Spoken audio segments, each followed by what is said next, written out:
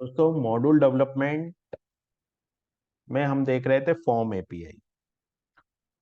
तो आज हम देखेंगे कि एक मल्टी स्टेप फॉर्म किस तरीके से बनाया जाता है ना। ड्रूपल के अंदर अगर मेरे को एक मल्टी स्टेप फॉर्म बनाना है तो मैं किस तरीके से मल्टी स्टेप फॉर्म को बना सकता हूँ ड्रूपल के अंदर।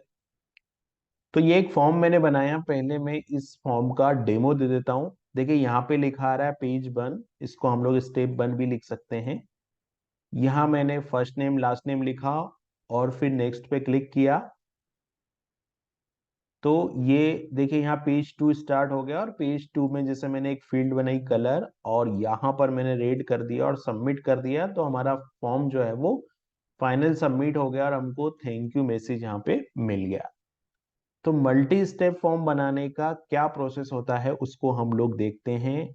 ये बहुत अच्छा कंसेप्ट है, कई जगह इंटरव्यू में भी पूछा जाता है कि मल्टी स्टेप फॉर्म को कैसे मैनेज करते हैं या मल्टी स्टेप फॉर्म को कैसे बनाते हैं। अच्छा, इसमें एक चीज और है, यहाँ पे अगर आप सबमिट करते हो, ठीक है, यहाँ पे मैंने सबमिट किया तो यहाँ पे बैक बटन भी है। अगर आप बैक पे क्लिक करोगे, बैक बटन पे, तो डेटा वापस से इसमें फिल होके आ जाएगा और इसमें आप जो भी वैल्यू है वो मॉडिफाई करके दोबारा से नेक्स्ट बटन पे क्लिक कर सकते हैं। तो अब चलते हैं कोडिंग पे कि इस पूरे फॉर्म को किस तरीके से डिजाइन किया। तो ये मैंने ओपन की कोडिंग। तो कोडिंग में ये जो फाइल है वो है मेरी routing.yml। सबसे पहले मैं राउटिंग की बात करता हूं। तो मैंने एक की जनरेट की, ये की आप देख रहे हैं। ये जो की है वो है यहाँ पे demo.form। ये पाथ है डीएमडी मल्टी स्टेप, ये मेरा यूआरएल बन गया है। और ये डेमो फॉर्म जो है वो मेरा टाइटल हो गया है। और ये फॉर्म जहां से रिटर्न हो रहा है वो मेरा क्लास फाइल का पाथ हो गया है। यानी कि डीएमडी मॉड्यूल के अंदर फॉर्म के अंदर मल्टी स्टेप वाली क्लास से ये जो फॉर्म है वो रिटर्न हो रहा है। ठीक है, अब मुझे क्या करना है। अब मुझे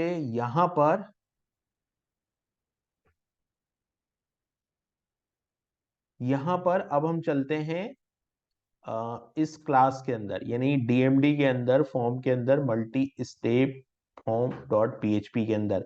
ठीक है, तो ये मॉड्यूल आया और ये डीएमडी आया और इस डीएमडी के अंदर फॉर्म आया। फॉर्म के अंदर यहाँ पर multi step form dot PHP पे गए हम। ठीक है, तो multi step form dot PHP पे पहले तो जो बेसिक रिक्वायरमेंट है, एक स्टेप बाय स्टेप इस कोड को मैं यहाँ एक्सप्लेन करता हूँ किस तरीके से ये पूरा कोड काम कर रहा है। तो देखिए यहाँ पर मैंने क्या किया, सबसे पहले ये मैंने नेम स्पेस लिखा, name space Drupal DMD form. ठीक है, ये नेम स्पेस है, मतलब यहाँ पे आप एसआरसी के अंदर जो फॉर्म फोल्डर है वहां तक का पाथ आपको यहाँ पर देना होता है। उसके बाद में ये अगर आप फॉर्म बनाते हो तो Drupal core form form base, ये बेस क्लास होती है और ये इंटरफेस होता है, ये लेना ही लेना है हमको। फिर यहाँ पर ये हमारी क्लास का नाम आ गया यहाँ पर। जो क्लास है वो क्या है, मल्टी स्टेप फॉर्म, और ये मैंने एक्सटेंड किया फॉर्म बेस। ठीक, तो ये फॉर्म हम बनाते हैं तो ये प्रोसेस हमको करनी पड़ती है। ठीक है, अब मुझे क्या करना है, जो नेक्स्ट स्टेप है वो क्या करना है, मेरे को यहाँ पे फॉर्म बनाना स्टार्ट करना है। तो ये एक प्रोटेक्टेड मेथड है जो मैंने बना के रख दिया यहाँ पे, इसका कोई यूज नहीं है। और यहाँ पर मैंने लिया गेट फॉर्म आईडी, तो यहाँ से हमको फॉर्म आईडी मिल जाएगी जो कि है मल्टी स्टेप फॉर्म, है ना। ये फॉर्म आईडी डिफाइन करनी होती है, तो ये गेट फॉर्म आईडी से फॉर्म आईडी मेरे को मिल जाएगी। अब मेन फंक्शन आता है फॉर्म बिल्डर फंक्शन, जो कि बिल्ड फॉर्म के नाम से होता है। और फॉर्म जो रिटर्न होता है वो इसी फंक्शन से रिटर्न होता है। लेकिन ये नॉर्मल फॉर्म नहीं है, ये मल्टी स्टेप फॉर्म है। तो एक नॉर्मल फॉर्म को मल्टी स्टेप फॉर्म में बनाने का जो तरीका होता है वो क्या होता है वो हम देखेंगे। तो सबसे पहले देखो, सबसे पहले मैंने यहां पर ये एक इफ कंडीशन लगाई है। ये इफ कंडीशन बहुत इंपॉर्टेंट है। ये इफ कंडीशन ही हमारे पूरे फॉर्म को मल्टी स्टेप फॉर्म में कन्वर्ट कर रही है। ठीक है, यहाँ पे हमने लिखा कि form underscore state has page add, and operator लगाया, और form underscore state get page 1 equal to 2। अगर ये टू होता है, राइट, तो सेल्फ सेल्फ हमने देखा था क्या होता है ना, और सेल्फ से मैंने यहाँ पे फॉर्म टू फंक्शन कॉल किया, है ना। देखिए अगर अगर पेज टू होगा तो फॉर्म यहां से आएगा, फॉर्म पेज टू ये एक फंक्शन है, इस फंक्शन से फॉर्म रिटर्न होगा। और अगर ये कंडीशन फॉल्स होती है, जैसे कि आप पहली स्टेप करोगे तो ये कंडीशन फॉल्स हो रहेगी, कंडीशन फॉल्स रहेगी तो कंट्रोल इस इफ में जाएगा ही नहीं, कंट्रोल यहां पर जाएगा और स्टेट को सेट कर देगा बन, है ना। और स्टेट क्या हो जाएगी, बन हो जाएगी, तो यहाँ पर स्टेट बन हो गई। बन होने के बाद में ये जो डिस्क्रिप्शन है ऊपर, डिस्क्रिप्शन का मतलब ये वाला पेज बन जो आ रहा है ना, इसको डिस्क्रिप्शन बोला है यहाँ पर। तो पेज में इन्होंने पेज की वैल्यू लिख दी @पेज, और @पेज में इन्होंने फॉर्म स्टेट की वैल्यू लिख दी। तो जब पहली स्टेट कॉल होगी तो फॉर्म स्टेट की वैल्यू 1 है, तो यहाँ पर वैल्यू जो है वो 1 प्रिंट हो जाएगी। ठीक है। फिर टेक्स्ट फील्ड बनाई, और टेक्स्ट फील्ड बना के यहाँ पे फर्स्ट नेम की फील्ड जो थी उसके लिए वैल्यू का कोड लिख दिया, यहाँ पे टाइप टेक्स्ट फील्ड रख दिया, टाइटल जो है वो फर्स्ट नेम लिख दिया, डिफॉल्ट वैल्यू जो है वो ये रख दी, और रिक्वायर्ड ट्रू कर दिया। लास्ट नेम जो है वो भी हमने कुछ इस तरीके से बनाया, और यहाँ पे फॉर्म एक्शन में टाइप एक्शन बना दिया। अब क्या हो रहा है यहाँ पर जो सबमिट है, जो नेक्स्ट बटन का सबमिट है, उसमें जब फॉर्म सबमिट होगा तो सबमिट पे क्या कॉल होगा, सबमिट पे ये सबमिट पेज टू कॉल होगा। ठीक है, सबमिट पेज वन कॉल होगा।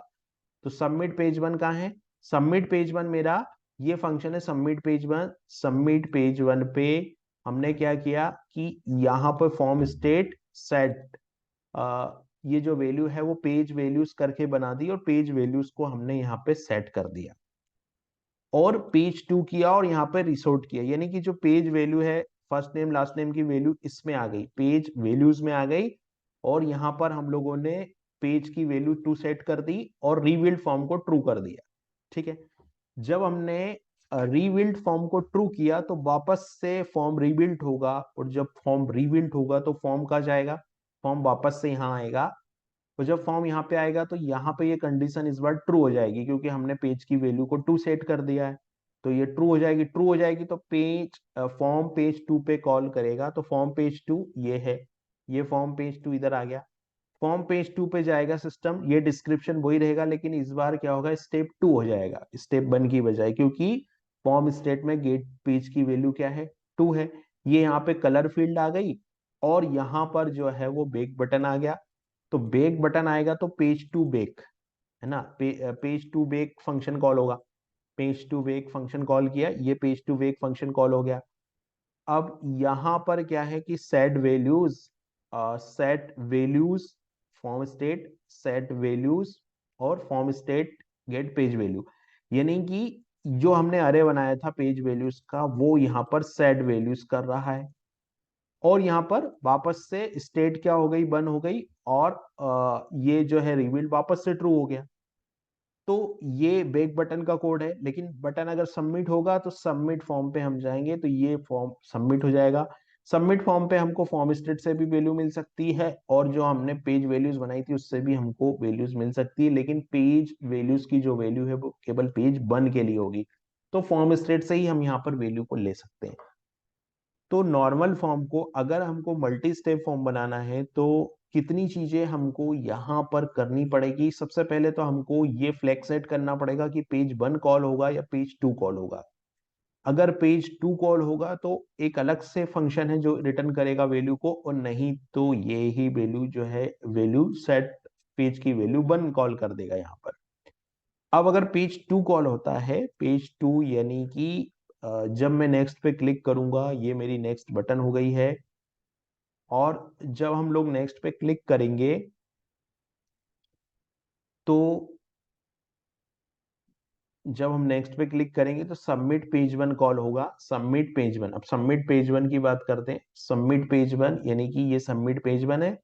और सबमिट पेज वन में क्या होगा, फॉर्म की वैल्यू पेज वैल्यूज में चली जाएगी, और पेज की वैल्यू टू सेट हो जाएगी, और फॉर्म रिबिल्ड ट्रू होगा। फॉर्म जब रिबिल्ड ट्रू होगा तो ये कंडीशन ट्रू हो जाएगी, ये कंडीशन ट्रू हो जाएगी, तो कंट्रोल जो है वो फॉर्म पेज टू पे जाएगा, फॉर्म पेज वन की बजाय। तो फॉर्म पेज टू पे ये कंट्रोल जो है वो फॉर्म पेज टू पे चला गया यहाँ पे। ये जो फॉर्म पेज की वैल्यू है, यहाँ पे ये बेक बटन की कोडिंग है, बेक बटन की कोडिंग पे ये फंक्शन चलेगा और ये वापस से पेज की स्टेट को बंद कर देगा और फॉर्म को रिटर्न कर देगा, और अगर सबमिट होता है तो ये सबमिट पे चल जाएगा। तो इस तरीके से हम लोग जो है वो मल्टी स्टेप फॉर्म बना सकते हैं ड्रूपल के अंदर।